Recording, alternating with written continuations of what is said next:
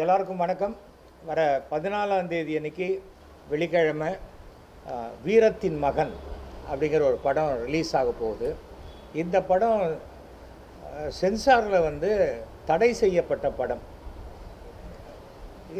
நான் இந்த அப்போது ரீஜனல் சேர்பர்சன் போஸ்ட்டில் இருந்ததுனால ரிவைசிங் கமிட்டிக்கு வந்தது. அப்போது இந்த படத்தை பார்த்துட்டு இது தடை செய்யறதுக்கு உண்டான எந்த பிரச்சனையும் கிடையாது அப்படின்னு சொல்லி ஒரு 2-3 கட்டு சில வார்த்தைகளில் இருந்த அப்புறம் ஒரு புத்தர் சிலைக்கு பக்கத்தில் ஒரு லிக்கர் பாட்டில் வைக்கிற மாதிரி ஒரு ஷாட்டு, அப்புறம் அந்த மாதிரி 2-3 ஷாட் மேக்ஸிமம் ஒரு 25 அடி கட் பண்ணிவிட்டு அந்த படத்துக்கு நாங்கள் யூஸ் சர்டிஃபிகேட் கொடுத்தோம். அது என்ன கதை என்றால், ஒரு தீவில் ஒரு போருக்கு பின்னாடி அந்த இறந்து போன போராளியுடைய மகனை கோர்ட் மார்ஷல் பண்ணதுக்காக கூப்பிட்டு வராங்க. அப்போது அந்த பையன் அங்கே இருக்கிற ஒருத்தர் அந்த ஏற்கனவே அந்த போரை நடத்திய போராளியினால் காலில் குண்டு துளைக்கப்பட்ட ஒரு சிப்பாய், அவருக்கு தாங்க முடியாத கோபம், இந்த பையனை கூட்டின்னு நம்மளை பார்த்துக்க வச்சுருக்காங்களேன்னு சொல்லி. அவருடைய பையனும் இந்த பையனும் சம காலத்து வயசு. அப்போ இந்த பையன் என்ன சொல்லுவான், அங்கிள் நான் இந்த முடிஞ்சோடனே நீங்கள் நான் ஐஷன் போய் படிக்க வைக்கிறீங்களா அப்படிங்கிற மாதிரிலாம் கேட்பான். ஸோ இது கடைசியில் அந்த என்ன ஆகும், அவன் அந்த பையனோட இந்த பையன் ஃப்ரெண்ட் ஆகிடுவான். அந்த சிப்பாயும் இந்த பையன் என்ன தப்பு பண்ணான், சரி இவனை நம்மளே அழிச்சிட்டு போகலாம் அப்படின்னு சொல்லி அந்த கோர்ட் மார்ஷல் கொஞ்சம் ஜாக்கிரதையாக பதில் சொல்லணுப்பா, நீ பாட்டுக்கு தடான்னு பதில் சொல்லிடாது, அவங்க சரியாக பதில் சொல்லணும் அப்படிலாம் எல்லாம் சொல்லி கொடுத்தா கூட கோர்ட் மார்ஷல் முடிஞ்ச பிறகு அவன் எந்தால் ரூமில் போய் திங்ஸ் எல்லாம் எடுத்துகிட்டு இங்கே இந்த பையனை கூப்பிட்டு போகலான்னு வரும்போது அந்த பையன்கிட்ட ஒரு 2 பிஸ்கெட் பேக்கெட்டை கொடுத்து சாப்பிடு அப்படின்னு கொடுப்பாங்க. அப்போது அந்த ஜெயிலில் ஒரு கை குழந்தை அழும். அப்போ அந்த பையன் சொல்லுவான், எனக்கு எதுக்கு அங்கிள் 2 பேக்கெட்டு, ஒரு பேக்கெட் அந்த குழந்தைக்கு கொடுங்க அப்படின்னு சொல்லி இந்த பிஸ்கெட் பேக்கெட்டை பிரித்து சாப்பிடும்போது அந்த குழந்தைய ஷூட் பண்ணிடுவாங்க. எங்கேயோ நடந்த சம்பவமாக உங்களுக்கு தெரிஞ்சிருக்கலாம். அது எதுவும் அந்த படத்தில் சொல்லப்படலை. இது பிரபாகரனுடைய மகன் பாலச்சந்திரனுடைய கதை அப்படின்னு உங்களுக்கு இது பார்த்தா புரிஞ்சால் கூட படத்தில் எங்கேயும் சொல்லலை. படத்தில் எங்கேயும் சொல்லாத பொழுது நானே ஒரு விஷயத்தை கற்பனை பண்ணிக்கிட்டு இது இப்படி தான் சொல்லியிருக்கு, இந்த படத்தை தடை செய்கிறேன்னு சொல்கிறது தப்பு. சென்சார் ரூல்ஸ் என்ன சொல்லியிருக்கோ அதன் பிரகாரம் பண்ணி இந்த படம் வெளியில் வருது. இந்த படத்தை டைரக்ட் பண்ணது sir full name Anbumani, cameraman and director. இவர் ஆக்டர் ஆகணும்னு ஆசைப்பட்டிருக்காரு. அது ஒரு அனௌன்ஸ்மெண்ட்டு கூடிய சீக்கிரம் வரும் விஜய் சேதுபதியோட. இவர் ராமர், இலங்கையினாலே ராமர் தொடர்பு கண்டிப்பாக இருக்கும் இல்லையா, அதனால் இவர் ராமர் எக்ஸிக்யூட்டிவ் ப்ரொடியூசர். ஸோ இதுதான் பேசிக்கான ஒரு விஷயங்கள். அதனால் இந்த படம் ஒரு பெரிய வெற்றியை பெறும். அதை தாண்டின ஒரு விஷயம் என்னென்னா, ஒரு நல்ல தரமான படம். உலக அரசியல் தான் இன்றைக்கி நிறையா உலக சினிமாக்களில் வருகிறது. அந்த உலக சினிமாக்களில் ஃபெஸ்டிவல் படத்தில் வரும்போது அது எந்த நாட்டில் நடைபெற்றதுன்னு சொல்லுவாங்க. இது எதுவுமே சொல்லலை. ரொம்ப ஒரு புத்திசாலித்தனமாக, ஆனால் பார்த்தவுடன் இது எங்கு நடக்கிறது என்னங்கிறது அவ்வளோ தெளிவாக தெரியக்கூடிய ஒரு விஷயம். நான் தீவிரவாதத்துக்கு எதிரானவன் பர்சனலாக, ஆனால் எந்த இடத்திலும் ரத்தம் சிந்தக்கூடாது என்று நினைப்பவன். நான் ராஜபக்ஷே அவர்களையே நான் டெல்லியில் நேராக பார்த்தபோது சொன்னேன், புத்தருடைய நாடுன்னு சொல்கிறேன், உங்கள் நாட்டில் ஏன் இவ்வளோ ரத்தம் சிந்தப்படுகிறது, தப்பு இல்லையா அப்படின்னு கேட்டேன். நமக்கு என்ன இருக்குது, நமக்கு எதையும் சார்ந்து யாரோ நம்மளை தூண்டி விட்டு கேட்குற கேள்வியெல்லாம் கிடையாது. அது மாதிரி ஒவ்வொரு விஷயங்களும் நம்மளை பொறுத்த வரைக்கும் இது நியாயமாக இருக்குது. சென்சார் என்பதே ஏதோ மத்திய அரசு சொல்கிறாங்க, அவங்க சந்தோஷப்படுறாங்க, அவங்க சந்தோஷத்துக்கு செய்யணும்னு நினைக்கிற மாதிரியான சூழ்நிலை பார்த்திங்கன்னா நிறைய இப்போ பிரச்சனைகள் வரும்போது தெரியுது. அது தேவையில்லாத ஒன்று. அங்கே போடுறவங்க நம்மளை மாதிரி நடுநிலையாளர்களாக போட்டாக்க அது சிறப்பாக இருக்கும். அவ்வளோதான். நான் முதல்ல ஃபஸ்ட்டு டைம் நான் இதே மாதிரி சென்சாரில் இருந்தபோது போர்டு மெம்பராக இருந்தபோது நான் தான் இங்கே தலைமை. அப்போது ஒயிட் ஸ்வான்னு ஒரு படம். அந்த படம் எப்படின்னா மதுரா இல்லையா, நார்த் இந்தியாவில் மதுராவில் வந்து அங்கே விதவைகளான இளம் பெண்கள் வந்து அந்த பிருந்தாவனில் போய் சேர்ந்துருவாங்க. இனிமேல் கிருஷ்ணர் தான் நமக்கு எல்லாம் தெய்வம் அப்படின்னு சொல்லி அங்கே ஒரு பொண்ணுக்கு காதல் வந்துடும். அந்த பொண்ணு அந்த பிருந்தாவனை விட்டு வெளியில் போய் எப்படி அவனை கல்யாணம் பண்ணிக்கிறாங்கிற கதை. அதை அப்ஜெக்ட் பண்ணிட்டாங்க. இது ஒரு நடந்த கதைன்னு சொன்னாங்க. பிருந்தாவனத்தில் இது மாதிரி நடக்கவே கூடாது, இது நடந்ததே தப்பு, இது மாதிரி நடந்திருக்கக்கூடாது அப்படின்னு சொல்லி அந்த படத்தை ஸ்டாப் பண்ணிட்டாங்க, பேன் பண்ணிட்டாங்க. திருப்பி நான் பார்த்த உடனே அந்த படத்தில் என்ன அப்ஜெக்ட் பண்ணியிருக்காங்கன்னு பார்த்தேன். பிருந்தாவனத்தில் இது நடக்கக்கூடாது. அந்த ஃபஸ்ட்டு ஷாட் வந்து ஒரு ட்ரெயின் வந்து நிற்கும், அதில் வந்து பிருந்தாவன்னு அங்கே காட்டுவாங்க. அந்த 3 அடி ஷாட்டை மட்டும் எடுக்க சொல்லிட்டு அந்த படத்துக்கு யூ சர்டிஃபிகேட் கொடுத்தேன். அது ஒரு காதல் கதை. ஏன் விடோவான ஒரு பொண்ணு லவ் பண்ணக்கூடாதா? பொண்டாட்டி போயிட்டா புருஷன் உடனே மாப்பிள்ளை ஆகிடலாம். ஆனால் அந்த புருஷன் போயிட்டா பொண்டாட்டி லைஃப் முழுக்க விடோவாக இருக்கணுங்கிறது எனக்கு அதெல்லாம் அக்செப்டன்ஸ் கிடையாது. தவறும் நம்ம சட்டமும் அது மாதிரி சொல்லவே இல்லாத போது அது அது அப்போ பண்ணினேன். அது மாதிரி நான் இங்கே பொறுப்பில் இருந்தபோது சுமார் 16 அல்லது 17 படங்கள் தடை செய்யப்பட்ட படங்களுக்கு யூ சர்டிஃபிகேட்டு யூஏ சர்டிஃபிகேட் கொடுத்து பண்ணினேன். எதுக்கு சொல்கிறேன்னா, சென்சார் பண்ணும்போது ஒரு நீதிபதி எப்படி இருக்காரோ அந்த மாதிரி இருந்து பார்க்கணும். அதை விட்டுட்டு இருந்தால் பாவம் படம் எடுத்த தயாரிப்பாளர்களுக்கு தான் பிரச்சனை. அவங்க படத்தையும் எடுத்து இவங்கக்கிட்ட கொண்டு நின்று ஐயா அப்படின்னு சொல்லி அவங்க படம் பார்க்குறவங்களுக்கு கூல்ட்ரிங்க்கு இளநீர் பிரியாணி எல்லாம் வாங்கி கொடுத்து கடைசியில் அவங்க சொல்கிறது கேட்டு ஐயா அப்படின்னா அது அயோக்கியத்தனமான ஒரு விஷயமாகத்தான் பார்க்குறேன். அன்றைக்கி சென்சாரில் கூட நான் சொன்னேன், சினிமா வந்து படம் எடுக்கலைன்னா இங்கே இருக்கிற யாருக்கும் வேலை கிடையாது. அதை முதல்ல தெரிஞ்சுக்க. சினிமாவே எடுக்கலைன்னா சென்சாருக்கு என்ன வேலை? சென்சார் நம்ம கத்திரிக்கோள் நம்மக்கிட்ட இருக்குன்னா எப்படி வேணால் வெட்டி விட்டுற முடியுமா? விட்டக்கூடாது. அதில் நிறைய விவரம் தெரியாதவங்களாம் போடுறாங்க. சார் ஹீரோ ஹெல்மெட் போட்டுக்கலன்றான். கதைப்படி அவன் ஹெல்மெட் போட்டுக்காத போய் தான் அடிபட்டு தலையில் அடிபட்டு ஹாஸ்பிட்டல் இருக்கான்னு கதை வருது. அவன் ஹெல்மெட் போட்டுனா அந்த கதையை எப்படி எடுப்பாங்க? டாக்குமெண்ட்ரி வேறு, சினிமா வேறு. அதை முதல்ல சென்சார் போர்டில் இருக்கிறவங்க புரிஞ்சுக்கணும். சென்சார் போர்டு என்பது டெல்லியில் ஆளும் கட்சியுடைய உறுப்பினர்கள் மட்டுமே, அங்கத்தினர்கள் மட்டுமே இருக்கக்கூடிய ஒரு விஷயமாக இருக்கிற வரைக்கும் சென்சார் போர்டு என்பது நியாயமாக செயல்பட வாய்ப்பே கிடையாது. இதுதான் ரஜினி, கமல், விஜய், அஜித் அவங்க படத்துக்குலாம் சென்சார் பிரச்சனையே வரமாட்டேங்குது. அவங்க கட்சி எடுக்கிறாங்க, தலையை வெட்டுறாங்க, கொலை பண்றாங்க, ரத்தமா கொட்டுது. ஆனா அவங்களுக்குலாம் சென்சார் ஒரு பிரச்சனையே வரமாட்டேங்குது. கபாலி படம் சின்ன படங்கள் மட்டுமே ஏன்? அதான் சார், கபாலி படம் உலகம் முழுக்க ஏ சர்டிஃபிகேட், இங்கே மட்டும்தான் யூ சர்டிஃபிகேட். இதுதான் விஷயம். புரிஞ்சுதான் நான் சொல்கிறது? புரிஞ்சதில்ல. அடிப்படையாகவே இதே பாகுபலியில் கூட கழுத்தை வெட்டி கழுத்து அப்படி குதிச்சு போகும். அந்த பாகுபலி சென்சார் முடிஞ்சு சென்சார் அதிகாரி பாகுபலியோடைய இயக்குனர் காரில் போகிறார் கிளம்பி. எப்படி போக முடியும்? ஒரு குற்றவாளிக்கு தண்டனை கொடுத்துட்டு ஜட்ஜியா நான் இருப்பா என்னை கொண்டு விட்டுருப்பேன் மந்தவழியில் அப்படின்னு ட்ராப் பண்ணேன். அந்த மாதிரி தான் நடக்குது. சார் ஒரு இடத்துல ஊழல்னு வந்தால் அது பணமாக இருக்கலாம், பொருளாக இருக்கலாம், ஜந்துக்களாக இருக்கலாம், என்ன வேணால் இருக்கலாம். ஆனால் ஊழல் அது தவறு. என்ன சொல்லுங்கள், யார்கிட்ட ஒரு காசு வாங்கினேன். கொம்பன் படம் வந்தது, நான் 30 லட்ச ரூபா கேட்டேன், 50 லட்ச ரூபா கேட்டேன்னு ஞானவேல் ராஜா சொன்னார். நான் கேட்டேன்னு தானே சொன்னார், வாங்கினேன்னு சொல்ல முடியல. அவரால் வாங்கினேன்னா ப்ரூவ் பண்ணும்ல. நான் மயிலாப்பூர் எம்எல்ஏ இருக்கும்போது என் மேலே இருந்த பெரிய குற்றச்சாட்டு, எஸ்வி சேகர் அந்த பக்கோடா கடையில் டெய்லி 10 ரூபாய்க்கு பக்கோடா ஃப்ரீயாக வாங்கிட்டு போகிறார். அது எம்எல்ஏ பதவியே கேவலப்படுத்துற மாதிரி. அவங்க கோடிக்கணக்கில் அடிக்கும் போது 10 ரூபாய்க்கு பக்கோடா வாங்குறேன்னா அது மாதிரி நம்ம மேலே சரியாக குற்றம் சுமத்த முடியலைங்கும் போது இந்த மாதிரி பண்ணுறாங்க. அது என்னன்னா, பிரபலமான ஒரு படம் தான்.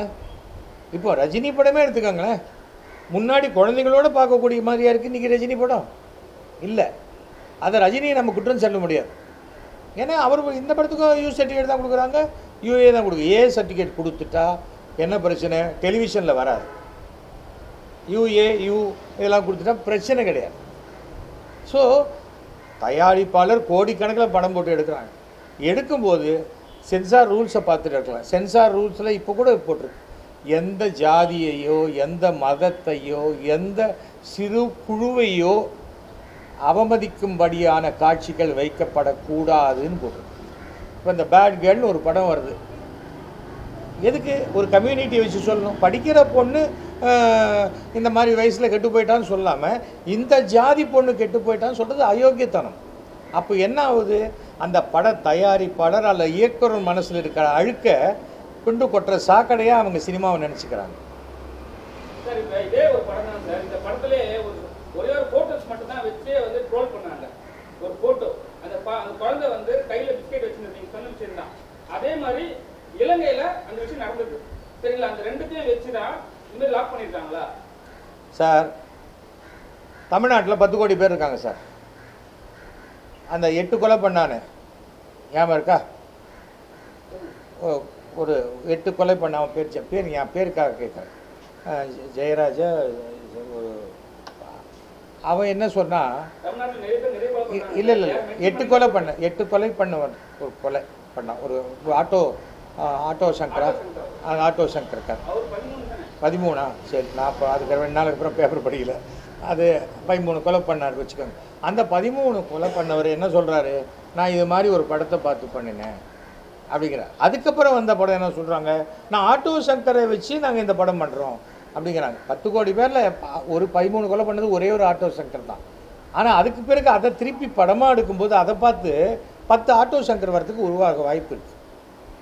நடிகர் வந்து நான் ஸ்டைலாக சிகரெட் குடிக்கிறேன், மூக்கு வழியாக காது வழியாக புகை வருதுன்னா அதை பணம் வாங்கிட்டு குடிக்கிறாங்க. அதில் புகை வருதா, அது சிகரெட்டாக இல்லையா, அது வந்து டிஏயில் பண்ணுறாங்களா இல்லையாங்கிறது கூட தெரியாது. ஆனால் அந்த ஸ்டைலை பார்த்து நிஜமாகவே சிகரெட் குடித்து எத்தனை பேர் கேன்சர் வருது. எனக்கு இன்றைக்கி 75 வயசு ஆகுது. நானும் ரஜினிகாந்தும் 14 நாள் தான் வித்தியாசம். நான் இது வரைக்கும் ஒரு ட்ராப் லிக்கர் சாப்பிட்டது கிடையாது, சிகரெட் குடித்தது கிடையாது. ஏனென்றால் அது மாதிரி காட்சி வரும்போது கூட முதல் 2-3 படத்தில் பண்ணியிருக்கேன், அதுக்கப்புறம் பண்ண மாட்டேன்னு சொல்லிட்டேன். ஏனென்றால் நான் பண்ணுறதை பார்த்து ஒருத்தன் கெட்டுப்போய், ஏன்னா சினிமா வந்து நம்மளை விட ஒரு 10 மடங்கு 20 மடங்கு பெருசு. நம்மளை விட பெருசாக இருந்தாலே ஒரு பிரம்மாண்டம் வரும். டெலிவிஷனை பார்த்து கெட்டு போகிறதுக்கு வாய்ப்பு ரொம்ப குறைச்சல். ஏன்னா அது நம்மளோட சின்னது, அப்படி ஒதுக்கிடுவாங்க. டெலிவிஷனில் நடிகர் பேர் யாருக்குமே தெரிய வாய்ப்பு இல்லை. அந்த தொடப்பத்தை வச்சுன்னு வருவாங்களே ஒரு அம்மா அப்படின்னு தான் சொல்லுவாங்க எப்போவுமே. அது அப்படி தான் அவங்க சொல்லுவாங்க, கேரக்டரைசேஷன் வச்சு. சினிமாவில் தான் எம்ஜிஆர் வந்தாரா, நம்பியார் வந்தாரா, அசோகன் வந்தாரா, அப்படி தான் பேரை வச்சு ஆர்டிஸ்ட் பேர் சொல்கிறாங்க. அப்படிப்பட்ட பிரம்மாண்டமான திரையில் நம்ம சமூகத்தில் நடந்த ஏதோ 100 வருஷம் முன்னாடி நடந்த கதை, அன்றைக்கி என்ன நசுக்கிட்டாங்க, பிதுக்கிட்டாங்க, அமுக்கிட்டாங்கங்கிறதெல்லாம் இப்போ காமிச்சா என்ன பிரயோஜனம்? இன்றைக்கி சமுதாயத்தில் இருக்கக்கூடிய அத்தனை ஹவுசிங் போர்டு வீடுகளுமே சமத்துவபுரம் தான். என்றைக்காவது செட்டியார் சமத்துவபுரம், முதலியார் சமத்துவபுரம் ஹவுசிங் போர்டு கட்டியிருக்காங்களா? இல்லை. எல்லோரும் ஒன்றா தானே வாழ்ந்துக்கிட்டு இருக்கோம். இப்போ ஒன்றா வாழற ஒரு சினிமா தியேட்டருக்குள்ளே இந்த ஜாதிக்காரன் தான் வரணும்னு இல்லாமல் யார் வேணால் டிக்கெட் வாங்கிட்டு வரலாம் இருக்கக்கூடிய இடத்துல ஏன் ஒரு குறிப்பிட்ட ஜாதியை பற்றியோ குறிப்பிட்ட மதத்தை பற்றியோ எதிர்த்து பேசுகிறதோ தவறுதலாக பேசுகிறதோ சரியான முறை அல்ல. இது பாதிக்கும், சமுதாயத்தை பாதிக்கும். சார் இதில் டைட்டில் வந்து வீரத்தின் மகன் சார், சரிங்களா? அதனால தான் அதை அந்த படத்தையே வந்து பேன் பண்ணுறதா சொல்கிறாங்க சார். இல்லை அதெல்லாம் யார் சொன்னது? சொன்னால் நாங்கள் சொல்லணும். சொல்கிறவன் புறம்போக்கு, வெளியில் சம்மந்தமே இல்லாத 1000 பேசலாம். சொல்லணும்னா அத்தாரிட்டேட்டிவாக சொல்லணும். நான் தான் இங்கே லீட் பண்ணேன் இந்த டீமை. இதுக்கு முன்னாடி இருந்த அந்த சென்சார் ஆஃபீஸர் அந்த 3 பேர் பார்த்துருக்கலாம். அதில் என்ன, நான் சென்சார் போர்டில் உனக்கு படம் பார்க்குறதுக்கு ஒரு அனுமதி ஒரு மெம்பராக மாற்றி கொடுத்துட்டா இப்போ மாதம் ஒரு படம் பார்த்தா 1500 ரூபா கிடைக்குது. அப்போ அந்த அதிகாரியை எதிர்த்து பேசாமல் இருந்தால் நீ மாதம் 10 படம் பார்க்கறதுக்கு வாய்ப்பு இல்லை. திருநெல்வேலி, கன்னியாகுமரியில் இருக்கிறவங்கெல்லாம் கூட உறுப்பினராக்கி வச்சுருக்காங்க பிஜேபியில். ஆனால் கார்த்தால 10 மணிக்கு படம்னா 8 மணிக்கு தான் சொல்லுவாங்க. அப்போ 8 மணிக்கு ஃபோன் பண்ணி அவனா தனி ஃப்ளைட் எடுத்துகிட்டு வருவார் 10 மணிக்கு. எதுக்கு போடுறாங்க? அவன் அந்த கார்டை வச்சுக்கிட்டு அங்கே இருக்கிற தேட்டரில் போய் நான் சென்சார் போர்டு அப்படின்ட்டு ஓசியில் படம் பார்க்கலாம். இப்படி சின்ன சின்ன ஒரு அல்ப சந்தோஷங்களுக்காக ஒரு கார்டை வாங்கி வச்சுக்கிட்டா அந்த துறை எப்படி நியாயமாக நடக்கும்? சென்சார் போர்டு என்றால் அதில் குடும்ப தலைவி இருக்கணும், வேலைக்கு போகிற பெண்மணி இருக்கணும், முதிர்ந்த வயதான ரெப்ரசன்டேஷன் இருக்கணும், ஒவ்வொரு ஜாதிக்கும் மதத்துக்கும் உண்டானவர்கள் இருக்கணும், எல்லாமே இருக்கணும். ஒரு டாக்டர் இருக்கணும், வக்கீல் இருக்கணும், எல்லாம் இருக்கணும். அப்போது ஒரு சப்ஜெக்ட் வருது, ஒரு வக்கீலை பற்றின சப்ஜெக்ட்னால் இந்த வக்கீலை அதில் அங்கே படம் பார்க்க வைக்கணும். அதுக்கு தான் நாங்கள் என்ன சொன்னோம், இது வந்து சென்சார் அதிகாரி யாரை கூப்பிடலாங்கிற அதிகாரம் இருக்கிற ஒரு காரணத்தினால தான் ஊழல் நடக்குது. அதுக்கு பதிலாக இதை கம்ப்யூட்டரைஸ் பண்ணுங்க. கம்ப்யூட்டர் தேர்ந்தெடுக்கட்டும். இன்றைக்கி யார் 4 பேர் பார்க்குறதுன்னு கம்ப்யூட்டர் தேர்ந்தெடுக்கட்டும். அது இன்னி வரைக்கும் கொண்டு வர மாட்டேங்கிறாங்க. கொண்டு வந்தால் இந்த ஊழல் செய்ய முடியாது. ஓகே சார், இதுதான் இந்த படத்துக்கு உண்டான சப்போர்ட். ஒரு நல்ல படம், அவ்வளோதான். ஒரு நல்ல படம், ஒரு விளம்பரத்துக்காகவோ இதை வச்சு நாளைக்கு இவங்க ஏதோ பெரிய கட்சி ஆரம்பிக்க போகிறாங்களோ அதெல்லாம் ஒன்றும் கிடையாது. ஒரு நல்ல படம் வெளிவருவதற்கு ரொம்ப தடங்கள்லாம் இருந்துக்கிட்டே இருந்தது. இன்றைக்கி ஒரு எக்ஸிக்யூட்டிவ் ப்ரொடியூசர் வந்து இதை நான் பண்ணுறேன்னு சொல்லி ஒரு 100க்கும் மேற்பட்ட தியேட்டர்களில் ரிலீஸ் ஆகுது. அதுவே ஒரு நல்ல விஷயம். பெரிய படங்கள் தான் ரிலீஸ் ஆகணும் காலத்தில் இப்போ சின்ன சின்ன படங்கள் 8 படம் 9 படம்லாம் நிறைய ரிலீஸ் ஆகுது. ஆனால் எல்லா படம் பார்த்தா ஒரு பேய் படம் வந்து அப்படியே 100 பேய் படம், பேயே வெறுத்து போய் மனுஷனாக திருப்பி பிறந்துடலாங்கிற அளவுக்கு நம்ம ஏன்டா பேயாக பிறந்தோம் அப்படிங்கிற ஃபீல் பண்ணுற அளவுக்கு படம் எடுத்துடுறாங்க. அது வெறும் வியாபாரத்தை மட்டுமே நோக்கமாக வச்சு எடுக்கிறதுனால தான் வருது. அதில் கொஞ்சம் சின்ன ட்விஸ்ட்டு. இது மலையாள படங்கள் தான் இன்றைக்கி எக்ஸ்ட்ராடனரி ட்ரீட்மெண்ட். ஒரு கதையாகட்டும், கொண்டு போகும் விதமாகட்டும், இப்போ இல்லை ரொம்ப வருஷமாகவே செலவு எல்லாமே அதை எல்லா விஷயங்களும். இது கூட ஆரம்பத்தில் மலையாள பட டைரக்டர் தான் டைரக்ட் பண்ணுறதா இருந்து, அப்புறம் அவர் உடம்பு சரியில்லாமல் இவர் தான் பண்ணி முடித்தார் அந்த படத்தை. அதற்காக இதை சொல்கிறேன். அதனால் என்னை பொறுத்த வரைக்கும் ஒரு துறை என்றால் எல்லாரும் போட்டி போடக்கூடிய அளவுக்கு அந்த அந்த அந்த இடம் இருக்கணும். இல்லை நீ எடுத்தால் கூட உள்ளே வரவே முடியாது, நீ எடுத்தால் பிரயோஜனமே இல்லை. சில பேர் பார்க்குறேன், அன்றைக்கி 10 தேட்டரில் ரிலீஸ் பண்ணுறாங்க.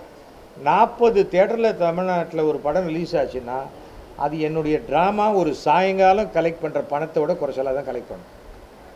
அப்போ எதுக்கு அவ்வளோ கஷ்டப்பட்டு படம் எடுக்கணும்? எல்லோரும் என்ன நினைக்கிறாங்க, ஓகே ஓடிடி ஊற்றலாம், அப்படியே சேனலுக்கு ஊற்றலாம், என்ன சன் டிவி கலைஞர் டிவி எல்லாம் ரெடியாக இருக்காங்களா, வா வா படம் எடுத்தியா வா வா. அவங்களும் என்ன நினைக்கிறாங்க, நல்ல படமாக இருந்தால் வாங்கணும். ஏன்னா டிவிலையும் தியேட்டரை விட்டு எழுந்து வெளில போயிடுவாங்க, டிவியில் டப்புன்னு அமைக்கி வேறு சேனல் போயிடுவாங்க. மோசமான படத்தை வாங்கி அவங்க என்ன பண்ணுவாங்க. ஓடிடியும் அப்படி தான். நீ படம் ரிலீஸ் பண்ணு, நன்னா ஓடிச்சுன்னா நான் வாங்கிக்கிறேங்கிற அளவுக்கு வந்துட்டாங்க.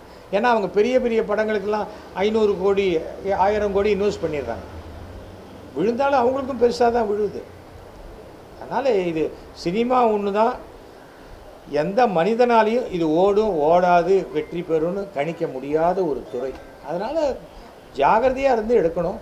இப்போ முக்தா சீனிவாசன் போன்றவர்கள்லாம் இருந்த போதெல்லாம் படம் ஃபெயிலியர் ஆனால் கூட நஷ்டமடையாத அளவுக்கு இருக்கும். ராமநாராயணன் சொல்லுவார், ஒரு ஏணியில் 2வது படியிலேருந்து விழுந்துட்டா திருப்பி ஏந்து நின்றுக்கலாம், ஆனால் ஏணி மேல் படியிலேருந்து விழுந்தேன்னா உனக்கு ஃப்ராக்சர் ஆகிறது முக்கியம், அது கண்டிப்பாக ஆயுதம் ஆகும் அப்படிம்பார். அது மாதிரி தான் புரிஞ்சுக்கணும். நமக்குள்ளே என்ன பட்ஜெட் இருக்குது, நான் வீடை விற்கிறேன், வாசலை விற்கிறேன், அதை விற்கிறேன், இதை விற்கிறேன், ஏன் அப்படி எடுக்கணும்? உங்களுக்குள்ளே முடிஞ்ச விஷயத்தை வச்சு பண்ணி என்ன பட்ஜெட்டோ அதுக்குள்ளே எடுக்க வேண்டியது தான். விஜயை நான் ஆரம்பத்தில் நான் அப்ரிஷியேட் பண்ணதுக்கு காரணம், விஜயோடைய ரசிகர் மன்றத்துக்கு ஒரு இன்ஃப்ராஸ்ட்ரக்சர் இருக்குது.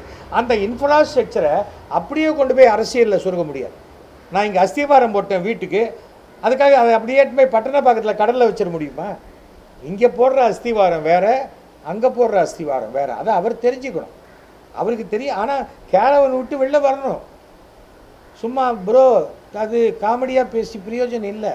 ஏனென்றால் விஜய் தமிழ்நாட்டு நிலவரங்களை பற்றிய உண்மைகளை பேசணும். நானும் சொல்கிறேன், இருமொழி கொள்கை 75 வயசாச்சு, எனக்கு ஹிந்தியில் ஒரு வார்த்தை கிடையாது. மெஞ்சி போனால் அச்சான்னு சொல்லுவேன், அப்புறம் நேராக போவேன். எனக்கு டெல்லி போனால் என்ன பண்ணுவீங்கம்மா, டெல்லியில் தமிழ் ஹிந்தி தெரிஞ்ச ஒரு ஆளை போட்டுப்பேன். மோடி கூட தான் 150 நாடுகளுக்கு போயிருக்காரு, உடனே 150 பாஷை படிச்சுட்டா போயிருக்காரு.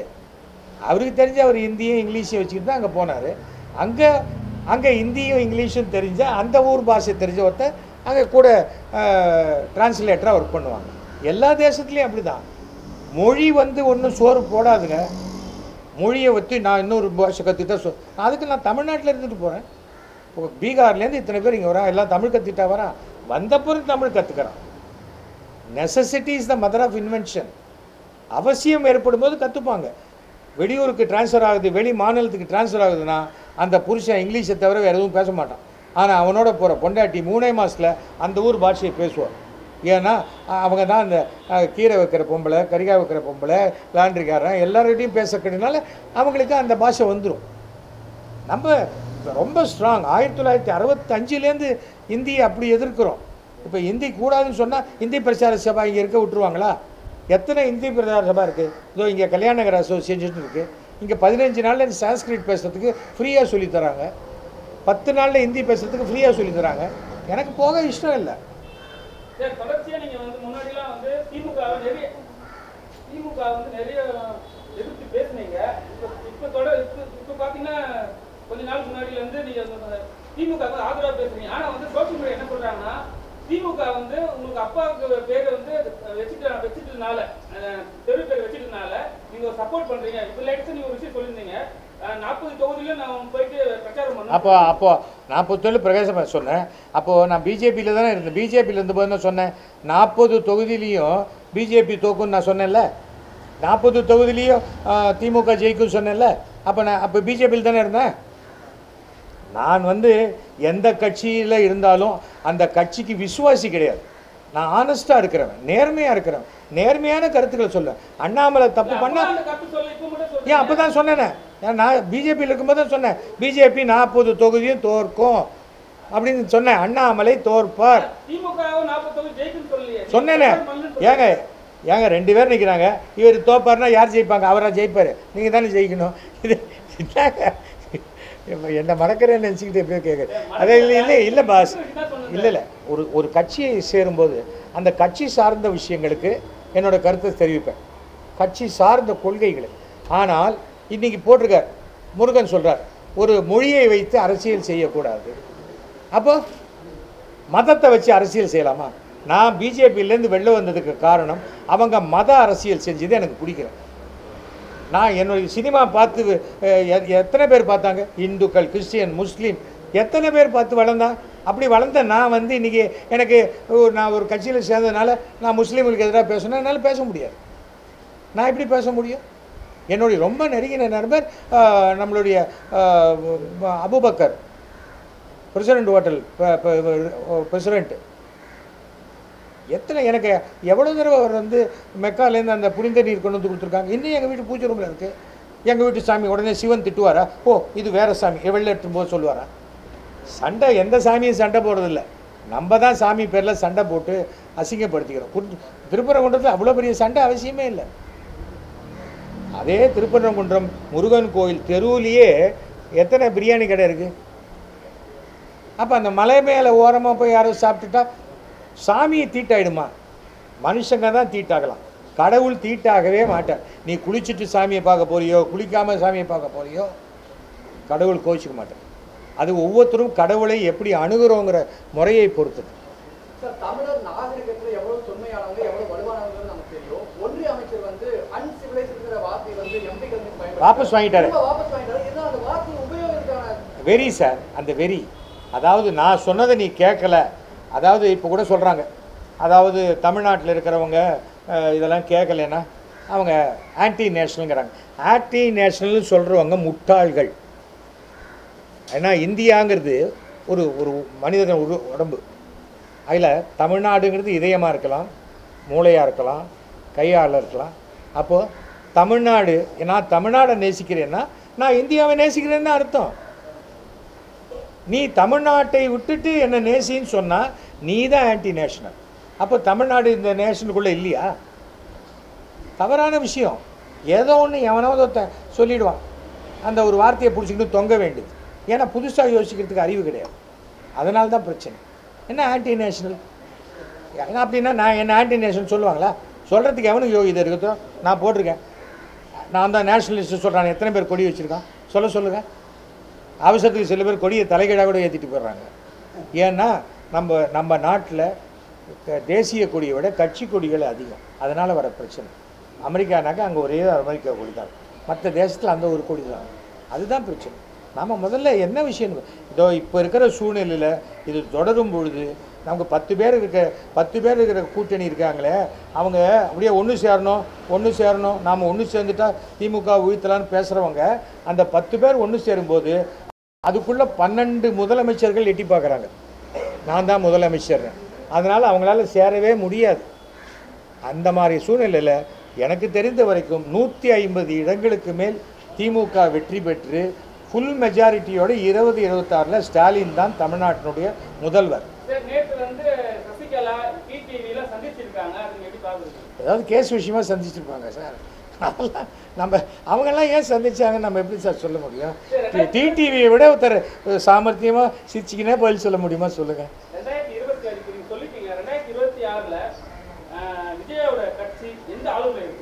விஜயோட கட்சி 2026 எத்தனை சதவிகிதம் தனித்து நின்று ஓட்டு வாங்கினார்கள் என்ற காட்டக்கூடிய முயற்சியில் அந்த 2026 மே மாதத்துக்குள்ள விஜய் தமிழ்நாட்டை 2 முறை சுற்றி வந்தால் அவர் ஒரு 10% வரைக்கும் ஓட்டு வாங்கலாம், அவ்வளோதான். ஆனால் எல்லாரும் செதறி நின்னாக்க ஒரு பிரயோஜனமும் கிடையாது. நம்ம ஊரில் கூட்டு சேர்ந்து ஒன்று நம்ம சேர்ந்து ஆட்சியை ஒரு ஒரு பொதுவான கருத்துக்கே ஒன்றும் சேர வரமாட்டேங்கிறாங்களே. ஏன் இருமொழி கொள்கைன்னு நான் தனியாக அனௌன்ஸ் பண்ணுவேன், ஆனால் அரசு மீட்டிங்கில் வந்து அனௌன்ஸ் பண்ண மாட்டேங்கிறாங்க. அதில் என்ன இருக்குது? ரகசியமாக சில விஷயத்துக்கு ஒன்று சேர்ந்துக்கிறாங்க, அவ்வளோதான்.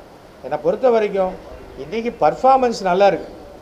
ஒரு குடும்பத்தாருக்கும் திமுக அரசு சுமார் 5000 ரூபாய் வரைக்கும் உதவிகள் செய்து கொண்டிருக்கிறது. 1.5 கோடி பேர் பயனடைகிறாங்க. அந்த 1.5 கோடி பேர் ஓட்டு நிச்சயமாக இருக்கும். அதன் பிறகு இன்னொரு விஷயம் என்னென்னா, தமிழ்நாட்டினுடைய வெற்றி தோல்வியே 3 லட்சம் ஓட்டில் தான் நடக்குது. 100 ஓட்டில் ஜெயிக்கிறவன், 100 ஓட்டில் தோக்குறவன், 50 ஓட்டில் தோக்குறவன், இப்படியெல்லாம் இருக்காங்க. அந்த மாதிரி இருக்கும்போது நான் ஒரு சின்ன ரிக்வஸ்ட் மாண்புமிகு தமிழக முதல்வர்கிட்ட வச்சுருக்கேன். அது அந்தனர் நல வாரியம்னு ஒன்று ஆரம்பிங்க. சமுதாயத்தில் மிகவும் பாதிக்கப்பட்ட, மிகவும் ஏழைகளாக இருக்கக்கூடிய, ஒருவேளை சாப்பாட்டுக்கு கஷ்டப்படக்கூடிய எத்தனையோ அந்தணர்கள் இருக்காங்க. அவங்களுக்கு நீங்கள் அந்தனர் நல வாரியம் ஆரம்பித்தால் நான் 3 லட்சம் ஓட்டுக்களை கொண்டு வந்து கொடுக்குறேன்னு சொல்லிட்டேன். அது எனக்கு எந்த எனக்காக இல்லை, எனக்கு ஒரு சீட்டு கொடுன்னு கேட்கல. இப்போவே நான் சொல்கிறேன், எஸ்வி சேகர் மயிலாப்பூரில் சீட்டு கேட்குறாரு யாராவது சொன்னாக்க யாரும் நம்பாதீங்க. நான் 2011 நான் முடிவு எடுத்துட்டேன், இனிமேல் ஓட்டு கேட்டு தேர்தலில் நிற்கும் அரசியலில் நான் இல்லைன்னு. நான் எந்த தேர்தலையும் நான் நிற்க மாட்டேன். அதனால் அதுக்கு நாளைக்கே என் பையன் டிஎம்கே சேர்றான்னா அவன் இஷ்டம், கண்டிப்பாக சேரணும். நான் இனிமேல் எந்த கட்சியும் சாராமல் எல்லோருக்கும் நண்பனாக எந்த கவர்மெண்ட் நல்லது செய்கிறோ அந்த கவர்மெண்ட்டுக்கு ஆதரவாக நான் இருப்பேன். இன்றைய வரை எனக்கு 40 ஆண்டுகளுக்கு மேலாக நல்ல நண்பர் திரு மு.க. ஸ்டாலின் அவர்கள், அவர் குடும்பத்தினர் எல்லாருமே, அழகிரியாக இருக்கட்டும், எல்லாருமே எனக்கு ஃப்ரெண்ட்ஸ். 1975லேருந்து எனக்கு ஃப்ரெண்ட்ஸ். அந்த ஃப்ரெண்ட்ஷிப் எனக்கு போதும். அதுக்காக நான் எடப்பாடியை விரோதிச்சுக்கணும் அவசியம் இல்லை. அவர் என்ன வாங்கன்னு கூட்டா வணக்கம் சார், சந்தோஷம்னு சொல்லுவேன், அவ்வளோ. நான் போக மாட்டேன். அது எப்படி போவேன்? என்ன கேட்டு அப்போ யார் துட்டு அதிகமாக கொடுக்குறாங்களோ அங்கே வரேன், அந்த கொள்கை இல்லையே. நான் துட்டுக்கு ஆசைப்பட்டிருந்தா நான் எம்எல்ஏவாக இருக்கும்போது 300 கோடி ரூபா வேலை நடந்தது மயிலாப்பூரில். 1%னா 3 கோடி, 10%னா 30 கோடி சம்பாதிச்சிருக்கலாமே. இல்லையே, ஒரு பைசா கூட நான் சம்பாதிக்கலையே. எனக்கு கடவுள் மிக சிறப்பான நான் படித்த படிப்பை விட கொடுத்துருக்கேன். நான் diploma mechanical engineering, post diploma refrigeration. ஆனால் ஒரு சினிமா நடிகனாகி, நாடக நடிகனாகி 7000 ட்ராமா பண்ணியிருக்கேன் 50 வருஷத்தில். இனிமேல் யாரும் பண்ண முடியாது, இதுக்கு முன்னாடி யாரும் பண்ணலை. இந்த சாதனைகள் நமக்கு போரும் இல்லை, சந்தோஷமாக இருக்கேன். எல்லாத்தையும் தாண்டி ஒரு முக்கியமான ஒரு விஷயம் என்னென்னா, கடவுள் அருளால் இன்னி வரைக்கும் ஒரு பைசா கூட கடன் இல்லாமல் இருக்கேன். அதுதானே சிறந்த வாழ்க்கை. பேசிகிட்டே இருப்பேன், தூங்கிடுவேன். அந்த மாதிரி ஒரு நல்ல தூக்கம் வரும் நமக்கு. அதனால் என்னை பொறுத்த வரைக்கும் சமுதாயம் நல்லா இருக்கணும், சிஸ்டம் எல்லாருமே ஒற்றுமையாக இருக்கணும். இந்த இந்து முஸ்லீம் பிரச்சனையை தமிழ்நாட்டுக்குள்ளே எடுத்துகிட்டு வந்து இங்கே யாருமே ஒரு ஓட்டு கூட வாங்க முடியாது. ஏன்னா இங்கே முஸ்லீம் படையெடுப்பே கிடையாது தமிழ்நாட்டில். அப்படி இருக்கும்போது முஸ்லீம் இந்து பிரச்சனை இங்கே கிளப்பி என்ன பிரயோஜனம்? தவிர நீ இது மாதிரி தமிழை பற்றி பேசினா இது இன்றைக்கி எல் முருகன் சொல்லியிருக்காரு. அப்போ நீ மதத்தை பற்றி, இந்து மதம் அது இன்றைக்கி சொன்னது, ஆக்சுவலாக அவர் சொன்னது என்னென்னா, சிறுபான்மையர், அமித்ஷா தான் சொல்லியிருக்காரு, சிறுபான்மையரை நம்பி அரசியல் பண்ணக்கூடாது. அப்போ நீ பெரும்பான்மையினார இந்துக்களை ஜாதி எல்லாத்தையும் எல்லாம் ஒற்றுமையாக்கி சமமாக நடத்துங்க. அப்போ ஏன் சிறுபான்மையர்கிட்ட இவங்க போகிறாங்க? நீ சமமாக நடத்தலைங்கிற காரணத்தினால தானே இவங்க போகிறாங்க. எல்லாருக்கும் ஒரு கொள்கை இருக்குது. உங்கள் அரசியலை நீங்கள் பண்ணிக்கங்க. ஸ்டாலின் எப்படி அரசியல் பண்ணணும்னு அமித்ஷா சொல்ல வேண்டிய அவசியம் இல்லை, முருகனும் சொல்ல வேண்டிய அவசியம். உங்களால் இங்கே ஒரு கவுன்சிலர் சீட்டு கூட ஜெயிக்க முடியலையே. அப்படி இருக்கும்போது எதுக்கு பேசுகிறீங்க? முதல்ல பூத் அமைக்க பாருங்கள். இந்த வெறும் வாட்ஸ்அப் காலை வச்சுக்கிட்டு, மிஸ்டு காலை வச்சுக்கிட்டு ஒன்றுமே பண்ண முடியாது. நான் இன்றைக்கி 5000 பேரோடு பேசினேன். எப்படி எனக்கு 5000 மிஸ்டு கால் வந்தது? மிஸ்டு கால் வந்ததோட நீ 2 பேரோடு பேசியிருப்பேன்.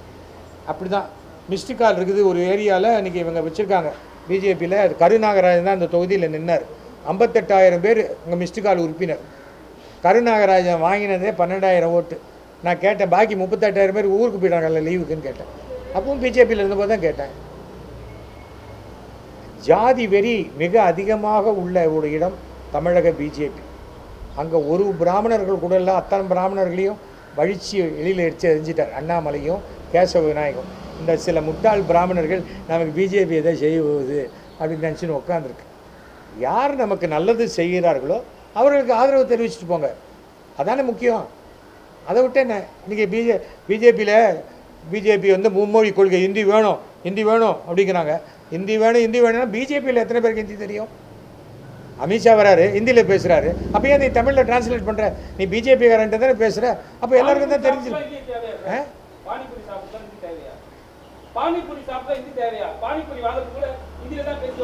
இல்லைங்க, பானிபூரி வாங்கிறதுக்கு ஹிந்தி தேவையில்லை. அது வந்து விற்கிறவன் தான் கற்றுக்கணும், வாங்குறவங்க கற்றுக்க வேண்டாம். எனக்கு அது வேணும்னு கேட்டால் கொடுத்துருப்போம். ஜப்பான் போகிறோம், ஜப்பானில் ஒய்ஜி மகேந்திரன் பொண்ணு கொஞ்சம் அவங்களாம் அறகுறைங்க. ஏதோ அவங்களுக்கு இருக்கிற கஷ்டத்துக்கு அங்கேயும் வந்து யார் காப்பாற்றுவாங்கங்கிற பேரில் அவங்கள குஷிப்படுத்துறதுக்கு பேசுகிறாங்க. ரொம்ப சின்ன பொண்ணு அது, ஏதாவது சின்ன பொண்ணு, என் பொண்ணு வயசு, அதனால் அதுக்கெல்லாம் பதில் சொல்ல வேண்டிய அவசியம் இல்லை. அவங்கள வந்து அரசியலில் யாருமே பொருட்படுத்துறதில்லை. ஏதோ கூட்டம் நடக்கும்போது நானும் கேட்டு குறுக்க முழுக்க ஓடுற மாதிரி அவங்க இப்போ உடனே நாளைக்கு ஒய்ஜி மகேந்திரன் பொண்ணை கொடுத்து நாளைக்கு எம்எல்ஏ சீட்டு கொடுத்துருவாங்களா? போய் நிற்க சொல்லுங்க பார்க்கலாம். அதெல்லாம் சும்மா இதெல்லாம் ஒரு 2 வருஷம் கழிச்சு ஏமாந்து எனக்கே ஃபோன் பண்ணாங்க, அங்கிள் அன்றைக்கி நீங்கள் சொன்ன மாதிரி ஆயிடுச்சு அங்கிள் அப்படிம்பாங்க. நிறைய பேசுவோம். ஏன் என்ன YG Mahendran sir, YG Mahendran என்னுடைய நண்பர். அவங்க ஃபேமிலியாக எனக்கு எத்தனை 40 வருஷமாக தெரியும். அவங்க பொண்ணு பிறந்ததுலேருந்து எனக்கு தெரியும். அதுக்காக மாற்று கருத்து. ஒய்ஜி மகேந்திரன் போகிற ட்ராமா வேறு, என் ட்ராமா வேறு. அவர் மிக சிறந்த நாடகங்கள் உணர்ச்சிபூர்வமாக போடுவாங்க, நான் ஜனங்களுக்கு பிடிச்ச மாதிரி போடுவேன், அவ்வளோதான். அதனால் ஒவ்வொருத்தரும் ஒவ்வொரு விதமான, அதனால் ஏன் ஃப்ரெண்ட்ஸாக இருக்கக்கூடாது, அதில் இருக்கலாம், ஒன்றும் தப்பு. அனைவருக்கும் சார் இது 2015 காலகட்டத்தில் வந்து வெளிவர சமயத்தில் இருந்துச்சு. அப்போ வந்து சென்சார் தடை பண்ணிட்டாங்க. இப்போ அதுக்கு அங்கீகாரம் கொடுத்துருக்காங்கன்னா இப்போ கொடுக்கல சார், 2017 கொடுக்கப்பட்டு விட்டது. 17 கொடுத்துருக்காங்க. ஆனால் ரிலீஸ் பண்ண முடியல. நமக்கு நம்மளுடைய சிஸ்டம் ஆஃப் ரிலீஸ் தப்பாக இருக்குது. ஏன்னா இவங்க கேரளாலேருந்து வந்து ஒரு படத்தை எடுத்துகிட்டு அதை வந்து வியாபாரம் பண்ணுறதுக்கு அந்த நுணுக்கம் தெரியலை. படம் எடுத்துட்டாங்க. நான் தான் இதை ரொம்ப திருப்பி தூக்கி போட்டுறாதையா பண்ணு வேறு ப்ராப்ளம் இல்லை. ஃபண்டு கொஞ்சம் இதாக அதான் டைட்டாக இருந்தது. அவங்களுக்கு பப்ளிக் ரிலேஷன்ஸ் குறைச்சல் வேற கம்பெனி அண்டர்டேக் பண்ணியிருக்காங்க. செகண்ட் டைம் வந்து சென்சார் அப்ரூவ் பண்ணப்ப ஏதாவது முக்கியமான காட்சிகள், பிரதானமான காட்சிகள் வந்து பண்ணிட்டாங்க. சார் நான் தானே சார் சென்சார் பண்ணேன். 3 ஷாட் மாத்திரம் தான் கட் பண்ணப்பட்டது. இந்த ஜெயிலில் இருக்கிற இவங்களில் எத்தனை குழந்தைங்க நம்ம குழந்தைங்கன்னு தெரியாதுன்னு அங்கே இருக்கிற போலீஸ் ஆஃபீஸர் பேசுகிற மாதிரி அது ஒன்று கட்டு. அப்புறம் இன்னொன்று வந்து அந்த புத்தர் சிலை மேலே ஒரு புடவையையோ இல்லை ஒரு பக்கத்துலேயே விஸ்கி பாட்டிலையோ வைக்கிற மாதிரி ஒரு ஷாட்டு. அப்புறம் இன்னொரு ஷாட்டு ஏதோ சம்திங் இது நாம் ஃபஸ்ட்டு சீனில் வரும். அந்த போய் அந்த ஜெயிலர் இருக்கார் இல்லையா, அவருடைய ஒய்ஃபோ பையனோ பேசுவான், அப்பா நீங்கள் லீவுக்கு வந்தோடனே நாம் கதிர்காமம் கண்டி கோயிலுக்கு போயிட்டு வரலாம். கதிர்காமம் கண்டிங்கிறது மட்டும் கோயிலுக்கு போயிட்டு வரலாம் மட்டும். ஏன் சொன்னால் இது இலங்கையில் நடக்கக்கூடிய கதை என்று தெரிந்தால் அப்போ அதுக்கு உண்டான இது இருக்குது, நம்ம செய்ய முடியாது. ஒரு நட்பு நாடுகளுக்கு உண்டான விஷயத்தை அங்கே இருக்கிற பிரச்சனையை நம்ம சொல்லக்கூடாது. இப்போ நான் இதை கட் பண்ண பிறகு இது எந்த நாட்டில் நடக்கிற கதைன்னே தெரியாது, பொதுவான ஒரு கதை தான். அவ்வளோ பார்க்குறவங்களுக்கு தெரியும். உலகத்தில் எங்கே வேணாலும் ரிலீஸ் பண்ணலாம், அந்த மாதிரி ஜெனரலாக தான் இருக்குது. நம்ம ஒரு நாங்கள் ஒன்றுமே இப்போ பற்றியோ கரெக்ட் சார் இப்போ சொல்கிற மாதிரி தான் இதை பற்றியோ ஒன்றுமே இல்லை. நான் சொல்லும் போதே நீங்கள் ஒன்றும் கோச்சிக்காதீங்க ப்ரோ அப்படின்னு நான் சொல்லிட்டேன்னு வச்சுக்கோங்களேன், நீங்கள் உடனே சொல்லுவீங்க என்ன சார் அவரை மாதிரி பேசுகிறீங்க. நான் யாருமே ப்ரோங்கிற வார்த்தை காமன் தானே, அந்த மாதிரி. அண்ணா கோச்சிக்காதீங்கண்ணா நீங்கள் தப்பாக பேசுகிறீங்க, அதுக்காக நான் சவுக்கால் அடிச்சுக்க மாட்டேன்னா அப்படின்னா என்ன பண்ணுவீங்க, அது மாதிரி தான் இருக்குது. நன்றி, வணக்கம் சார். நீங்கள் தயவு செஞ்சு ப்ளீஸ் யார்கிட்டையாவது இதை முடிஞ்சோடனே அந்த ரா ஃபுட்டேஜை ட்ரான்ஸ்ஃபரில் எனக்கு அனுப்பிச்சி விட்ருங்க ப்ளீஸ்.